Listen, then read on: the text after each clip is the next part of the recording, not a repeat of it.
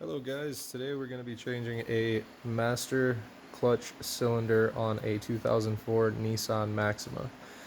This is kind of the assortment of tools you'll be needing for this job, at least for myself. This is what I needed. Definitely some long needle nose pliers, maybe some ones that have some bends in it. Channel locks is going to go pretty well along with another set of like grips or pliers. You're definitely going to need a 10 millimeter flare nut wrench along with a 10 millimeter wrench. Ratcheting doesn't really make a difference. 12 millimeter wrench as well, two of those later on in the video. Extended socket with a swivel end definitely will help just make things go a little bit quicker instead of sitting there wrenching. I used a 12 millimeter extended socket and a 10 millimeter socket for removing the reservoirs, flathead screwdriver, ratchet, turkey baster, and I'm going to need a bottle or some type of funneling system along with some tubes for doing the bleeds and just kind of catching up residual oil or brake fluid. And obviously you're going to need a new master clutch cylinder and an impact. Alright, let's get into it. So as of right now, I basically just have removed the battery, remove the intake that runs across here just to make it a little bit more accessible. I currently just opened up that, and the reason I've opened up the intake and everything is because, well, our master right over here. If I can get this hose out of the way, we basically have, it's a small, right there if you can see it, it's a small little, I'm assuming it's going to be a 10 millimeter nut for the bleeder, and then just about everything else can be removed internally, obviously besides the hose. So if we can get a little bit more room out of it, why not? Instead of struggling, I got big hands, so it's not going to be all that fun to get access to it. So now, when you come down here, you got your 3 pedals. You're going to come over to your clutch side, and you're going to see that you got 2 bolts, one on either side. Those little guys right there. And then you're going to have to remove the pin, which is, I already removed it, but it's right here, and all I used was just a flathead screwdriver. Pulled it out, just a little pin like that.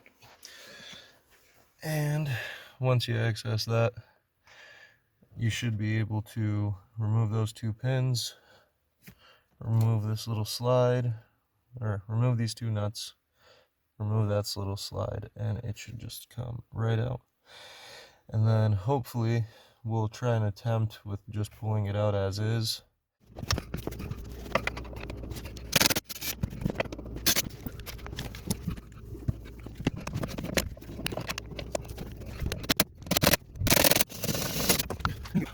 Now that we got that loose, we can remove that pin. I think it's already got removed. Now let's see how easy it's going to be to take it out from the other side. Oh, here's that pin. Just fell out upon removal. Well, basically those are the 3. So right now all I'm doing is removing the reservoir off of the hose, disconnecting these 2 bolts. They got 2 little washers with them. It's a 10 millimeter. Pretty quick, pretty easy. Shouldn't be too big of a hassle. Then just pry that hose back, wiggle it around, and should come off. This is a little bit of a skip just because I did not have my phone charged either way. And wouldn't allow me to videotape. So essentially what we got here is we had to disconnect the brake reservoir.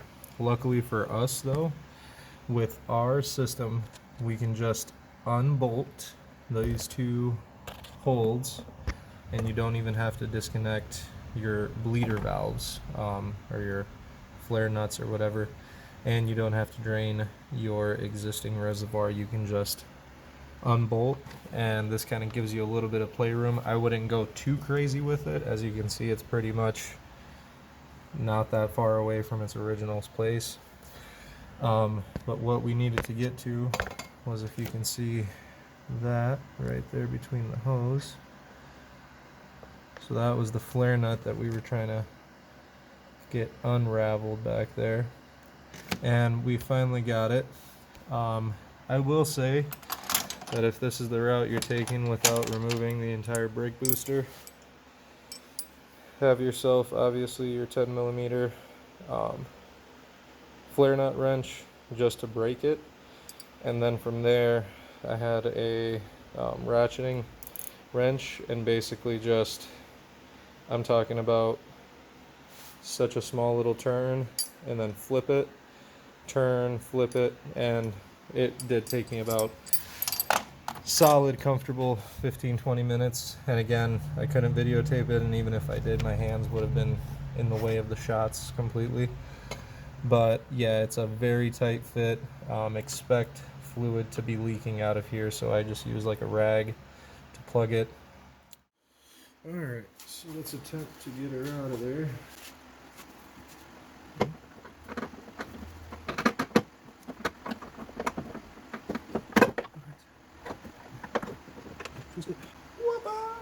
There she is, the culprit of the organization. So yeah, finally got this out. That is exciting. That was a pain in my rear end, just due to the fact that that was such a tight space and there was not that much room to really play around in, and just kind of finding the proper hose positioning to get that wrench going. But now that we got the master off, we can start by removing the hardware and installing it on the new master. With ours, we didn't get bolts, so we will have to reuse the ones. They're double-sided bolts, or double-threaded bolts. So what I did was just use the two nuts that were there before, cinch one of them on top of another down fairly tight, and then from there you can back it off of the old master. It's a 12mm wrench. I don't recommend using any type of pliers or channel locks. You will damage those threads or the top, and it's just going to be a pain trying to mess with it later. From here, install the new bolt or the old bolts and the hose, and if you are using your OEM pedal, just level off the extents of it. They turn fairly easily, so it's pretty simple. What you're now going to want is that hose. Again, something a little bit thicker, which you can kind of shove right in here if you're deciding to do the bench bleed. You don't necessarily have to, but it definitely helps that. So now you'll take your .3 brake fluid, and basically I have it perched up on my vise. You're going to grab your reservoir funnel, connect it to your old reservoir with your tube that's going to go through here, and basically we're just going to flush the system. Now just fill the reservoir. Once you get it filled, you can start pumping the master. What you want to get is basically as much of that air out of that system as you possibly can. You won't get it all out, but we will be bleeding it again later on in the video when we reinstall.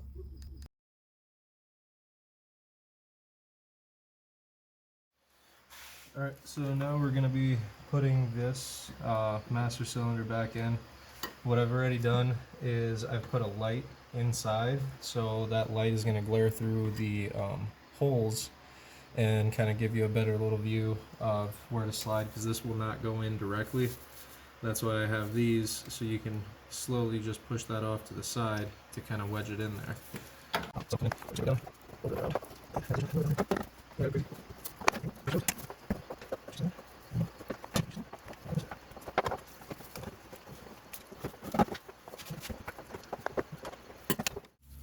my flash on my phone isn't working, but so basically we got that inside there, and now you're just gonna have to give it a little bit of a twist to make sure that both these nuts that you put on, or bolts, go directly into those holes previously. So now that you kind of got that finagled in there, what we just did is we quickly just took two of the nuts from the inside and kind of just fastened them on there just so that it doesn't move around. Now the next challenge is going to be getting that bleeder, as you can kind of see right through that crack, onto there. So let me turn the flash on. Basically, we finally got her. Essentially what you want to do is make sure that you push this in all the way so that it gives you full motion to kind of press down on the master and be able to get that tube kind of lifted up and then push down on the master, and then they'll slide right in. So now is going to be the fun part of tightening up that bolt, which is probably going to take about 15 to 20 minutes just of doing that, wrenching on it. Hopefully it goes a little quicker and one step closer to finishing. Alright, so as you can see, we got that flare nut tightened back down. That did take a while. Like I said, you're gonna have to end up, I used for the most part just this standard wrench, not the flare nut wrench, just because it kind of allowed me a little bit better access, and it's gonna be turn a little bit, flip it, catch it, turn it, flip it again, and just keep doing that until you get to that tightening point, and then you can hit it with the flare nut wrench, get that taken care of. But now we can finally kind of get back to this. So we got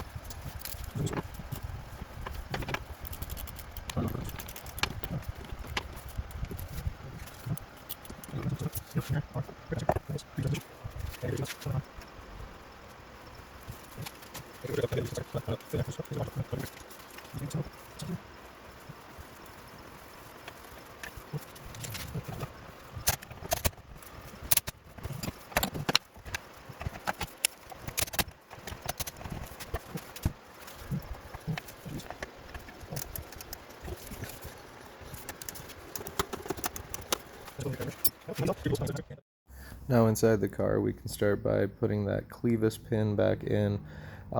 Should be pretty simple. You can adjust it pretty easily. And I was also adjusting the clutch pedal. It's just a sensor that holds it, and a 20mm bolt on that stopping pin in the back there. So right now I got about 3-4 feet of hose that I attached to the bleeder valve on the slave cylinder there at the bottom, and I'm keeping it above the master cylinder. I connected it to a bottle, screwed the top with a little pinhole, just to keep as much of that air coming out as possible. Just to kind of clarify, so on that bleeder valve right there, that's where you'll put your 10, and then crack it open to release the pressure, close it back up, pump 3 times, crack it open a little to release pressure, close it, and repeat that process until basically you don't see any more air bubbles coming out of that line. So now all we're doing is, I got my brother in the car, he's pumping up the clutch. We basically do it 5 times, and then you slightly just crack it open. You'll see once that flow comes coming out, you should get a lot of air bubbles coming out this whole time, and making sure to always keep that fluid topped off when it gets to that minimum level, and just keep repeating this process. It's going to take about, well over 15 tries just to keep going, and I would recommend going to a point where it's just straight fluid coming out for like 5-6 turns. So that's that. Perfect. Now we got everything all flushed out, and you can just tell that's beautifully clean fluid, and that's what we took out, that nasty stuff. Just a word of advice: when you finish bleeding, make sure to reinsert that dust boot, or just that dust boot over that sleeve, so that it doesn't get covered up with nastiness. But other than that, your clutch should be feeling extremely stiff right now. So mine's, it is very nice, very stiff. Don't mind the squeaking. I gotta grease up that sleeve, and that's all she wrote.